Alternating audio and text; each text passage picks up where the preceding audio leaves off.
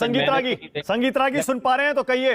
अशोक वानखेड़े और राधिका खेड़ा कह रहे हैं, बताइए, इतना बड़ा हादसा हो गया गुजरात में और प्रधानमंत्री का कार्यक्रम रुका नहीं, जबकि प्रधानमंत्री बंगाल के इसी तरह के पुल के हादसे को चुनावी मुद्दा बना रहे थे।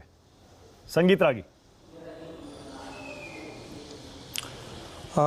देखिए मानक, बंगाल की स्थिति वहाँ पर एक करप्शन को लेकर के थी कि जो खराब जो कंस्ट्रक्शन वर्क हुआ था उसके कारण वो पुल गिरा था। और यहाँ की स्थिति अलग है।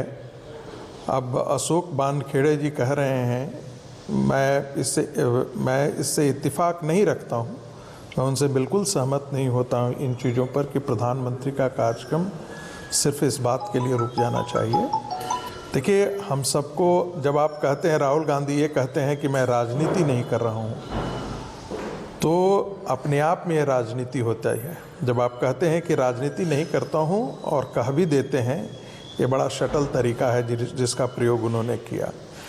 राधिका खेड़ा से बिल्कुल ये सवाल यदि आपको गुजरात के हादसों के प्रति यदि संवेदना जतानी है और आपको दुख होता है, तो वो यदि आप कहीं भी बैठे हों, चाहे वो दक्षिण की यात्रा कर रहे हों या पहाड़ की यात्रा कर रहे हों, पहाड़ में रैली कर रहे हों, संवेदना तो संवेदना होती है, वहाँ भी रुक जानी चाहिए थी। लेकिन देखिए, ये रुकेगा नहीं, चूँकि गुजरात में चुनाव है और हमारे कई पत्रकार बंधु भी जो हैं वो कई बार विश्लेषण के तौर पर इस राजनीति के एक जो है वो राजनीतिक दृष्टिकोण के एक सहभागी बन जाते हैं।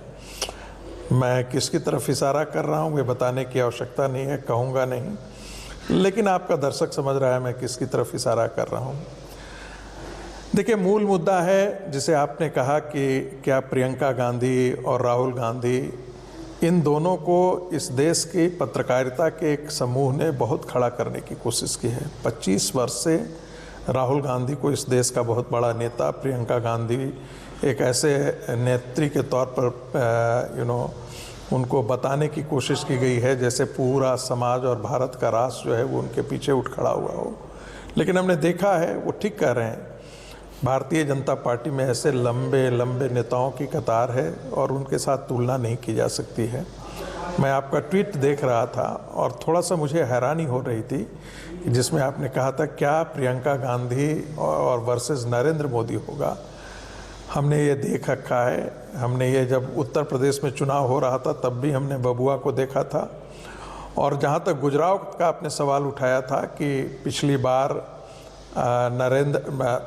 गुजरात बीजेपी को पसीने छुड़ा दिए थे, तो हमें ये नहीं भूलना चाहिए वो पाटीदार आंदोलन था और वो पाटीदार आंदोलन ने और उसमें कैम्ब्रिज एनालिटिका का बहुत बड़ा योगदान था कि हिंदू समाज को कैसे बांटा जाए, जातियों के अंदर कैसे आंदोलन खड़ा किया जाए, जातीय आंदोलन करके जातीय संघर्ष खड़ा किया जाए, ताकि जो कांग्रेस की जो पुरानी नीति थी कि 20% मुसलमानों का वोट बैंक, एक कंसोलिडेटेड वोट बैंक तो एक तरफ आ जाए और हिंदू समाज को हम नाई, धोबी, ब्राह्मण, बनिया इसमें तोड़ तोड़ करके कहें। मैं अक्सर कहता हूं कि नरेंद्र मोदी ने भारत की 4 धाराओं को, सांस्कृतिक धारा, इकोनॉमिक धारा और जो सामाजिक धारा था, सामाजिक आंदोलन था, इन सारे धाराओं को समेट करके एक नया विमर्श खड़ा किया है इस देश में।